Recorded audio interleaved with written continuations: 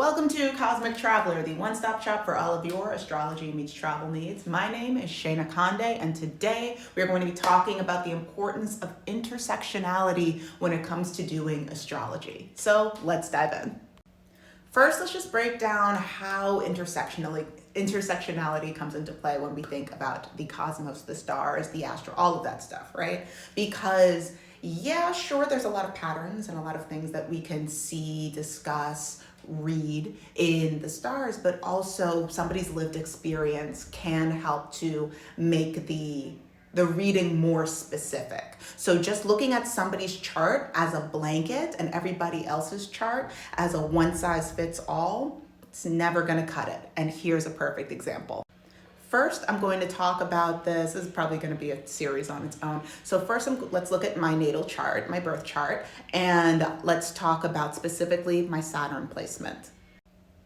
So Saturn is a malefic. It's one of those planets that gets a really bad rep, but also sometimes it deserves it, right? When I see Saturn's placement in a birth chart, but it's conjunct the house that it's in, it tends to signal to me that there's going to be a lot of work that needs to be done with the characteristics of the house and also how the other planets are communicating to each other. So I am an Aquarius rising. So Aquarius is in my first house. Saturn is also in my first house. Now, Aquarius, Saturn does very well in Aquarius. Saturn rules Aquarius.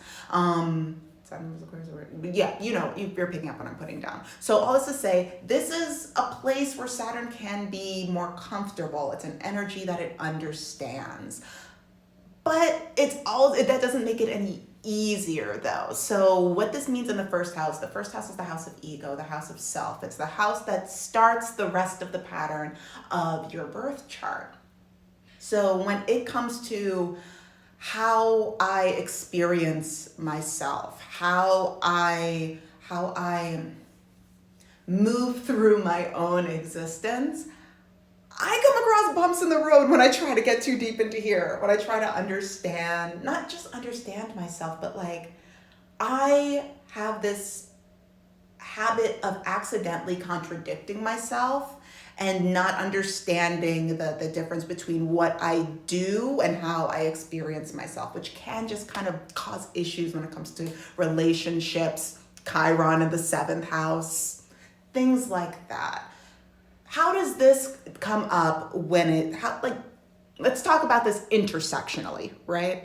So sure, somebody could see, okay, you have Saturn in the first house. That just means that you need to come to like a deeper understanding of the self. You need to create peace, structure, order, be okay with things breaking down and rebuilding in this. Sure, that's great as a blanket note, but both of my parents are from the West Indies. Both of my parents are Black. I am Black. I am a Black woman. I am a Black woman who lives abroad. There's a lot of things that go into this where my personal identity, how I identify, is constantly under different magnifying glasses, and I'm constantly shifting who I am to be as safe as possible in every space that I enter.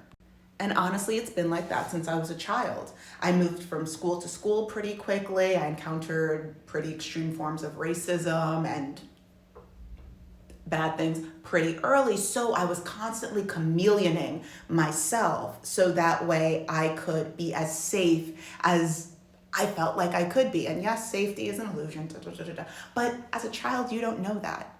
And as an adult, that experience is still within my body because I am a Black woman in the world. So if somebody were to look at Saturn in my first house without knowing or sympathizing or empathizing with the experience of being a Black woman in the world today, they could just be like, oh yeah, just like some therapy will just help. Like we're just gonna just learn to love you more. Just learn to let yourself be more. With that, like it's to say that as somebody, especially if you're outside of the experience, it's kind of laughable. But this is an example of why having a conversation with somebody and really understanding the intersections within yourself as it pertains to astrology is not just helpful for the reader, but it's also very affirming to the person whose chart is being looked at. Because yeah, we are this, but we are also a lived experience of social politics, of racial politics, of gender politics. So there's ways that we can have these whole conversations come together so that way people can be seen, heard, and feel safe even in an astrological reading.